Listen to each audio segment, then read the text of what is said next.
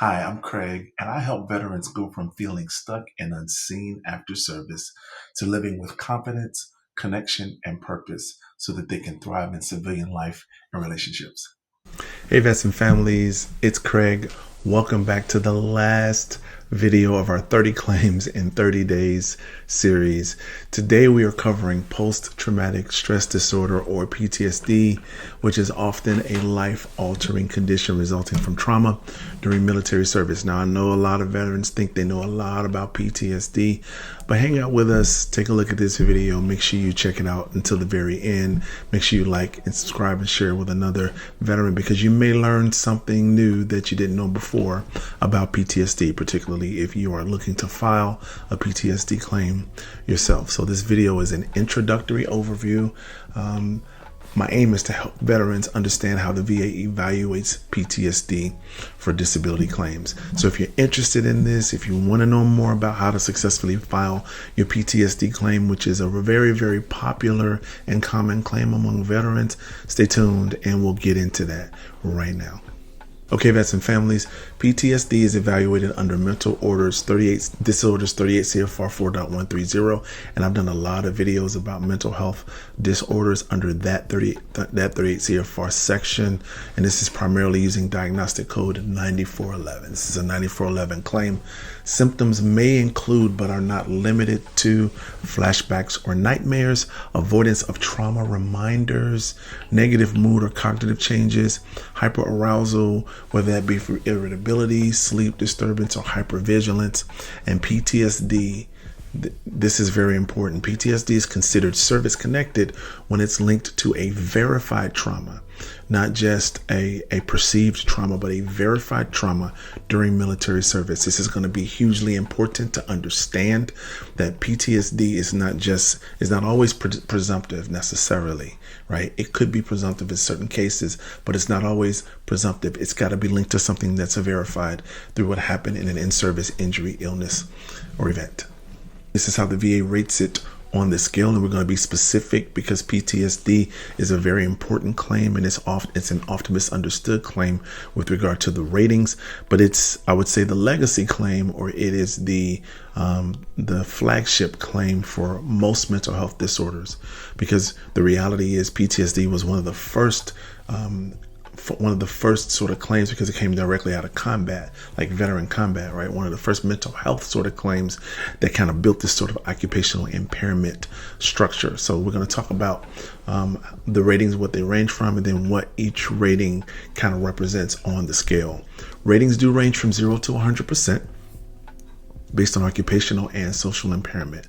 Mild symptoms, hear me, mild symptoms with minimal interference is 10 to 30%. Moderate interference is 50%. Major impairment is 70%. And then total impairment, meaning total lack of functioning, total dysfunction. Okay, remember that, right? This is important. Total dysfunction could result in a 100% disability rating. The VA focuses on how these symptoms affect and impact your daily functioning, not just the presence of symptoms. So I would encourage everybody to go to the free online version of 38 CFR 4.130 and look at all of these. Just take a peek at all of these different percentage levels, right? And it tells you exactly what the criteria is. But again, that's not just to look at to say, okay, let me say something that's going to match this. Like, it's to help guide you through, specifically what you could be experiencing at that percentage level to let you know how to build your claim. That 38 CFR guidance is to help you build your claim for something that you're actually experiencing, and to have current, accurate, and complete records and documentation and treatment guidelines. It's not just to plug and play with anything. So please don't do that, because it has to be a verified traumatic experience and diagnosis that you had while you were in service.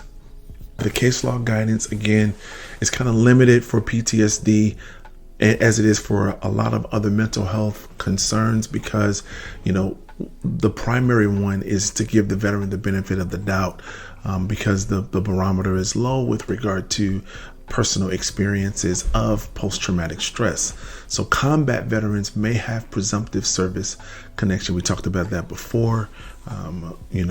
That is going to be in a specific, I believe it's 1151, the 1151 guidance, 38 CFR, but I have to double check that just to make sure. And again, this isn't the last video we're going to do on PTSD. Much like MST, we're going to do deep dives in the new year on PTSD claims. There's a whole series we can do on PTSD claim, a ton of information and videos that are out there, and a ton of resources that we're going to point you to make sure that you understand how to properly submit that claim. MST survivors or other verified trauma also qualify for presumptive connection. Remember, in the last video, we talked about how MST survivors will only need to provide limited evidence because it's mostly presumptive based on the nature of it. But PTSD is the same way. Post-traumatic stress is the same way, particularly combat post-traumatic stress is the same way. Gilbert versus Derwinski gives the benefit of the doubt principle. That's when that applies. We've talked a lot about that. We won't go into depth on Gilbert versus Derwinski, but I think it's so important that it's worth perhaps doing a deep dive in another video on, just so veterans understand the parameters of Gilbert versus Derwinski with regard to the benefit of the doubt, right? And how to use that principle to their advantage.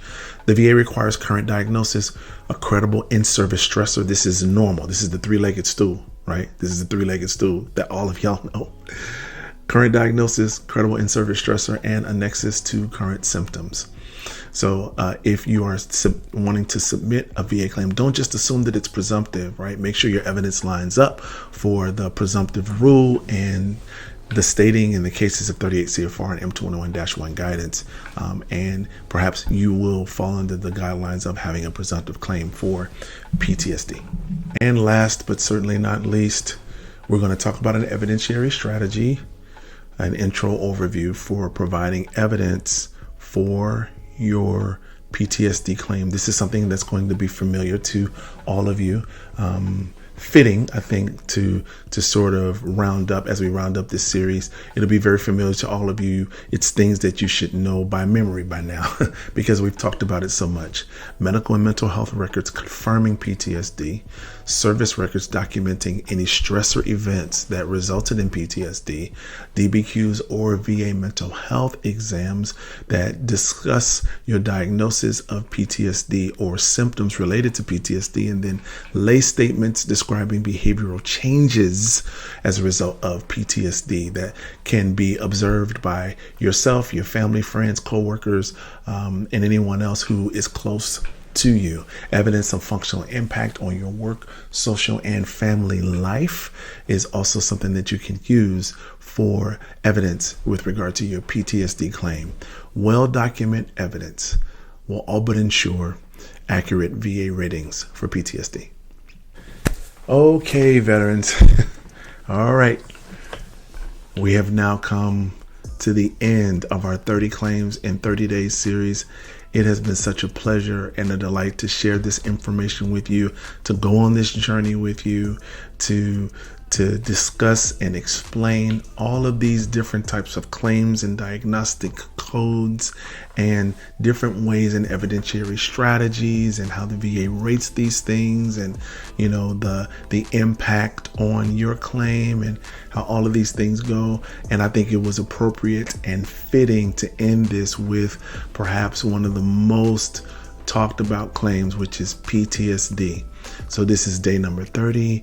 We are done for the month of November with regard to 30 claims in 30 days. I hope you've enjoyed this series as much as I have. It's been fun actually knowing that a lot of the information that I'm giving out there for the people who are watching the videos are helping veterans learn how the VA system works, how the process works, and how they can submit their claims in current, accurate, and complete fashion so that they can get favorable decisions on their submissions. If this video helped you, please hit like, subscribe, and share with another veteran.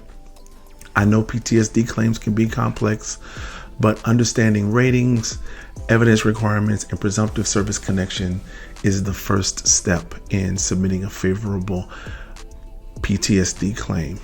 I'm going to do it again. I'm going to create a PTSD evidence checklist. I already have a mental status exam and decision tree that you can put with this that actually will be a lot similar. So if you take those two things, put them side by side, and make sure you do that on that personal evaluation before you even go speak to a clinician, and then before you decide to submit your claim, you'll have everything you need. You can book a consult with us for personalized guidance. I'll have that email address in the link below. I'm Craig. Thank you so much for watching, and thank you for joining me on this journey of 30 VA claims in 30 days. I'll see you on the next one. I hope you guys enjoyed this video. Thank you for watching. If you want any more information about the subject of this series, be sure to check out the playlist right here. And remember, live royally and live well. Thanks for watching, and I'll see you in the next one.